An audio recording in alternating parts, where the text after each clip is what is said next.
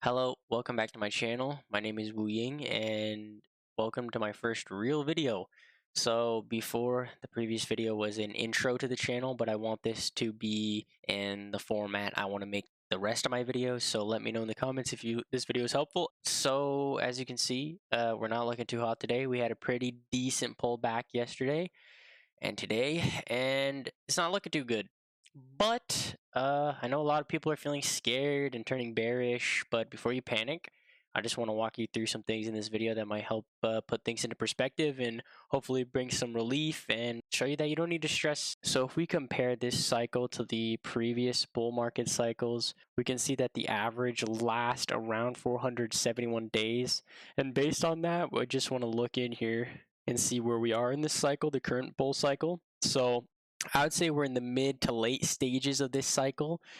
These kind of pullbacks happen all the time, and we're definitely not early in the cycle, but we're definitely not at the end of the cycle yet, at least I think. And people seem to forget that it's a bull market, and we're not going to move in a straight line, right? Like, there's going to be pullbacks, and there's plenty of previous pullbacks that you can just see right here. But I wanted to pull up this tweet. Camel Finance actually posted something interesting about this, showing that the dips are just part of the process. And as you can see here, if you look at the previous two bull markets, the dips were way more intense than what we're seeing now, and yet people are acting like the bull market is over. I want to pull up a chart that gives us a better look. It shows the average pullbacks from the previous bear market, and even if we compare it to the current dip here, let me adjust this. It's only around 25%, and it's completely normal. Nothing looks out of the ordinary compared to the previous pullbacks this cycle.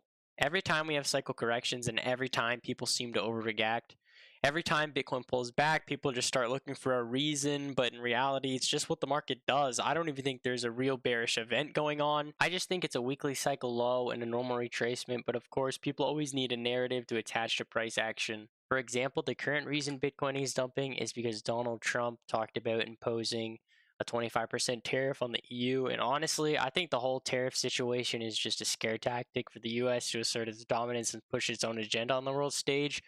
But there's another article talking about how tariffs are going to go into effect on April 2nd on Canada and Mexico. But I have a strong feeling that it won't actually happen, and it will likely be negotiated and resolved without anything actually being implemented.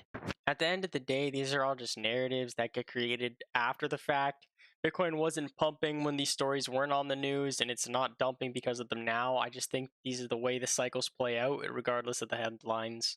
Now, I finally want to bring up this tweet by Bob Lucas. In the tweet, he's talking about how the weekly cycle and the daily cycle are finally at an end, and this is a turning point. And I think that the lows could be any day now as well, and this is an ending phase, and they can be painful. So this is the chart. This was posted on January 7th, and it's basically dead on accurate. Well, it's not dead on in the numbers, but the week was dead on accurate when we were going to dump, and that's why I love cycles so much. So I'm going to take this chart and open it in my trading view. So I just want to talk about what I think is going to happen. To be honest, I think the most likely outcome is we could wick down here to 80,000, something like that, or go like this. But I think that out of this weekly cycle, we're just going to do a nice V-shaped recovery, and then we're just going to continue upward. I think it could probably look something akin to this. Something like that.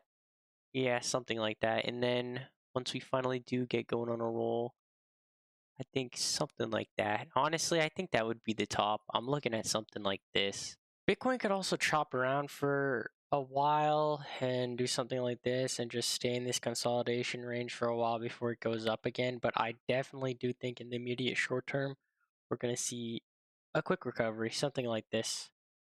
But I also wanted to show the fear and greed index because we're in extreme fear right now, and we want to be extremely greedy when others are fearful, and we want to be extremely fearful when others are greedy. So I think any buys around here, spot buys, are fine.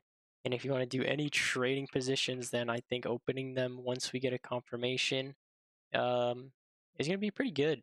So yeah, we'll see how this plays out in the next couple days, and I'll do an update on Friday, but hopefully things get better, and it's pretty much all I got for you guys. So don't be scared, be patient, and this will all pass. So I wish you guys the best of luck, and I'll see you on Friday. Bye bye.